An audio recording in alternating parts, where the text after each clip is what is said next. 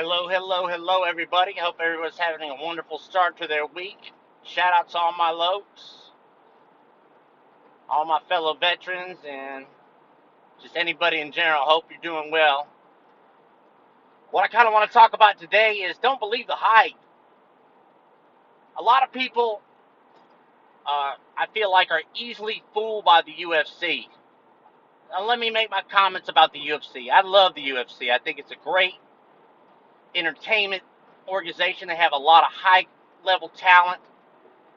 They have some of the best talent in the world, and they do a really phenomenal job marketing these fighters as opposed to any other American promotion. Um, Say like Bellator or PFL, they don't really promote very well, not anywhere close. Um, there's also one which does a lot of promoting in Asia, but not here in the United States. So really, the UFC is the big market shareholder. I've enjoyed UFC since number one. I've watched them since then. I remember when we used to go get the videos from Blockbuster in the special interest section after the fights came out, and I watched them all from the beginning. I used to watch Pride as well, and a lot of other organizations, Strike Force, Elite XC. I've watched them all. One thing that troubles me about the UFC and that a lot of fans don't seem to get is that they are just that. They are a promotion company. They're a promoter. Just like in boxing, Bob Arum or Don King or Al Heyman, any of them. These guys are all promoters, and they're trying to build fights for you to buy.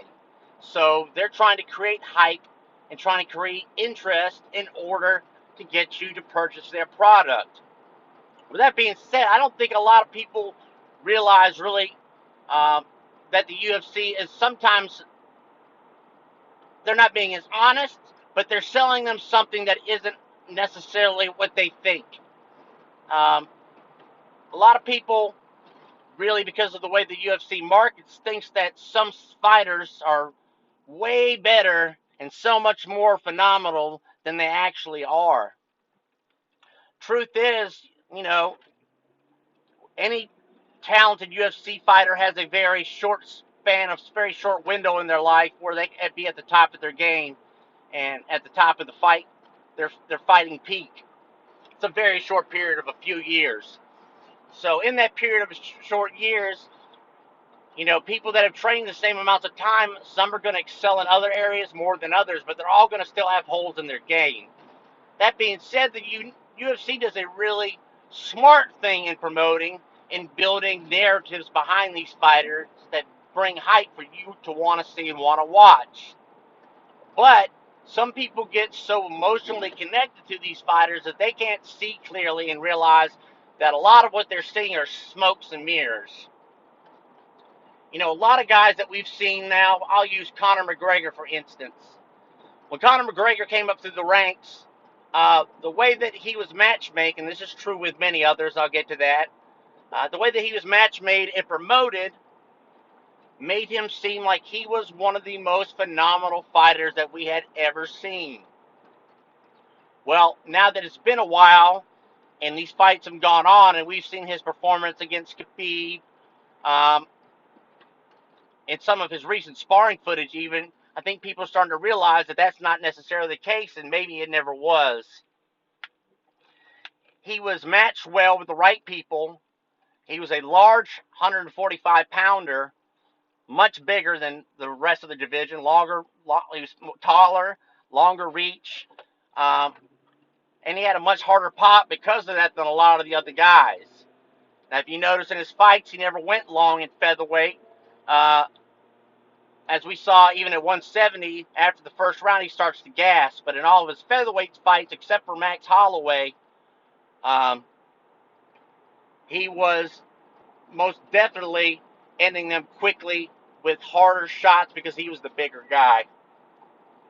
Not necessarily as quick. If you look at Chad Mendes and some others, there's guys that were quicker than Conor, but Conor had more pop. Even I may have just said this, but Chad Mendes popped him a couple times and caught him, but Conor had the power to put him away. This being said, I see this trend really big right now in, say, 155 pounds. You've got a lot of guys like Khabib, and I'll even put Tony Ferguson in that and Conor himself, that fans are die-hardened about how absolutely phenomenal and being these guys are the GOAT, and there's never been any guys like this. And I just want to say I tend to disagree. I'm not hating on them. I think that both say Tony and Khabib are exceptional fighters, but let's look at Khabib. He has a very, very padded record. He hasn't fought really the top quality of the division. His hardest fight has been Conor, and that's Conor after a 2-year layoff. And as we now know, and saw from Mendez and from Diaz, that Conor isn't a phenomenal ground fighter. He really lacks in his ground game.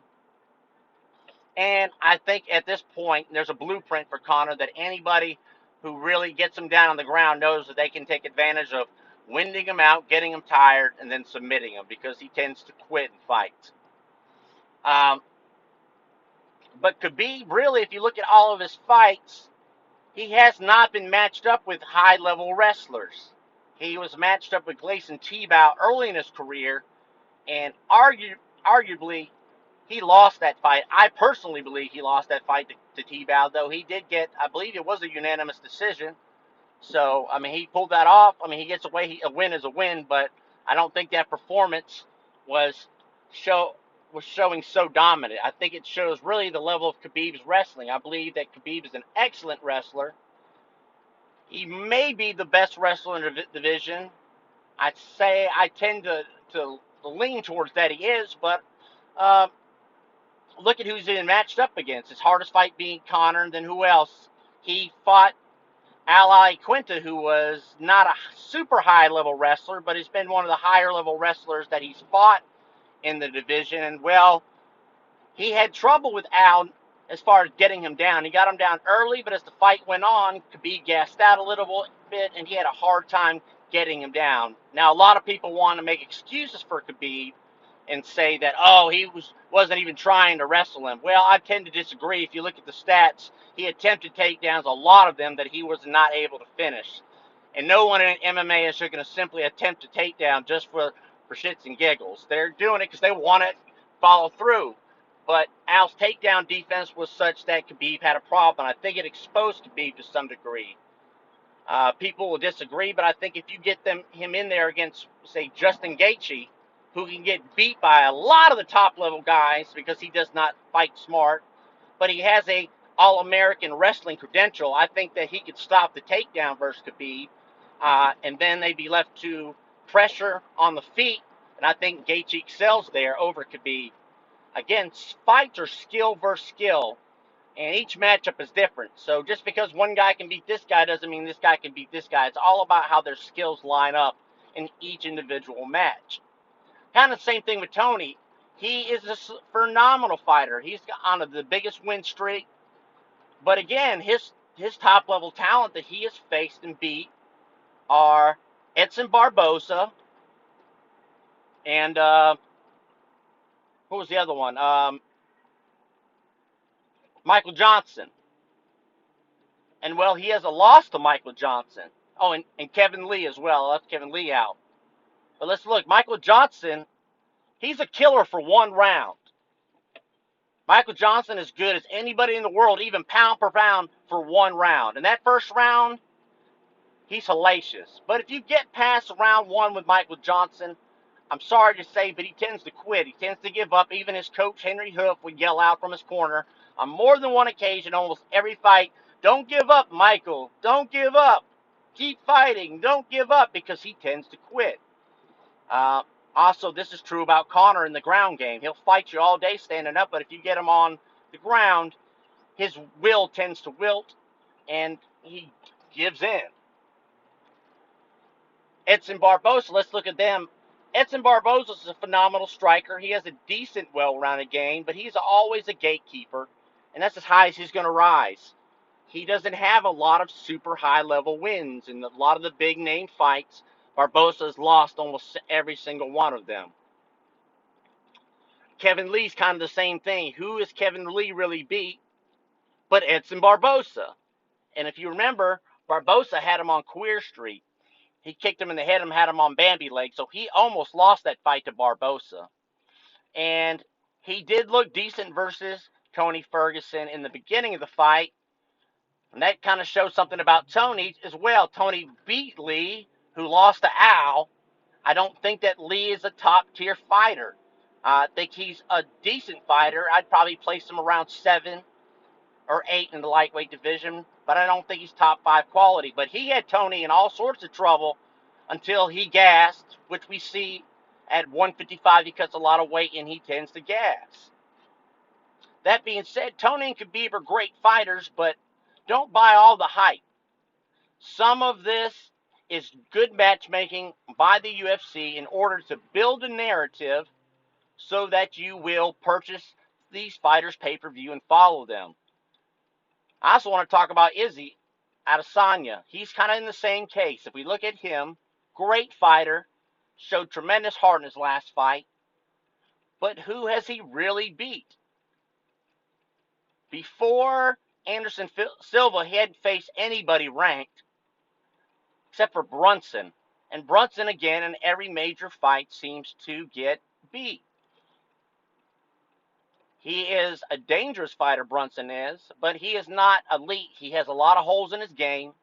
His wrestling is good, but it's not, say, Olympic level or national champ. Or I don't think he was an All-American. I could be wrong.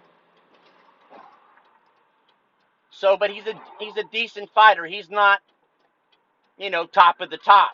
Now, he fought Anderson Silva, who many, including myself, will put him on GOAT status. It's kind of pulled into question because of his steroids, but Anderson in that fight was 44 years old. 44! There is no way that Anderson Silva is a threat to really anybody in the division to a lot of degree. And in that fight, Izzy had trouble. He struggled with Anderson, and he could not put Anderson away. And arguably, Anderson won a round in that fight. Some could argue 2, but I believe he won 1 round in that fight. So really, he jumped to the front of the line real quick, just off of name notoriety, to fight Kelvin Gastelum, who should have been fighting for the title. Well, Gastelum himself was kind of pushed into that area because Whitaker has beaten the whole Murderer's Row. And Gastelum, let's be honest, is a 170-pound fighter that is undisciplined. He doesn't watch his diet. He doesn't eat clean. And so he has to fight at 185 and is extremely undersized. That said, Kelvin is a very talented fighter. He's a very good fighter. I even believe that if he was a disciplined fighter at 170 pounds, we would have seen him take a championship. But at 185, he can win a lot of fights, but he's going to struggle like he did against Weidman, against the larger men in the division. It's hard to put those bigger guys away, and especially when it comes to the grappling. So when he fighting Kelvin Gastelum really isn't a true 185er. And Izzy got a title shot against him. He didn't fight through all the Murderer's Row. He didn't fight Jacare. He didn't fight Yoel Romero. He didn't fight a lot of the guys there at 185. He didn't fight Weidman. He didn't fight Rockhold. I mean, these are the top of the division that he simply has not faced. And yet he gets to cut to the front of the line against another guy who's only has I think he's 2-1 in the division. His best beat was Bisping, Bisping's a great fighter, but he was just coming off of a fight where he had gotten KO by George St. Pierre even a month earlier. And there's no way he should have been fighting in that, or if he had a concussion in that fight, no way that he had recovered and his chin had recovered. So he really shouldn't have been there. But Izzy won that fight. Props to him. Respect him for winning it. But is he really deserving of that? Is his height really true? Or did the UFC, like in these other cases I state, simply put out a narrative, build hype behind the fighter by giving them good matchups in order to get the public excited about a new guy the new best we've ever seen, never seen any guy like him, when truly we've seen guys like Izzy. We've seen talents like this in the UFC, but he's been placed in a position where he has uh, fought for success, but had a much easier path to success. I say that all to say that don't get so emotionally attached to these fighters. Be a fan, enjoy them, but don't get so emotionally attached to guys that you become angry and upset when people make statements about your fighters not being necessarily as good as you think they are, because in reality, all these guys on any given day could beat each other, and they're all at the top level caliber. So anyway, if you have any thoughts or comments, please leave them. Have a good day, and God bless.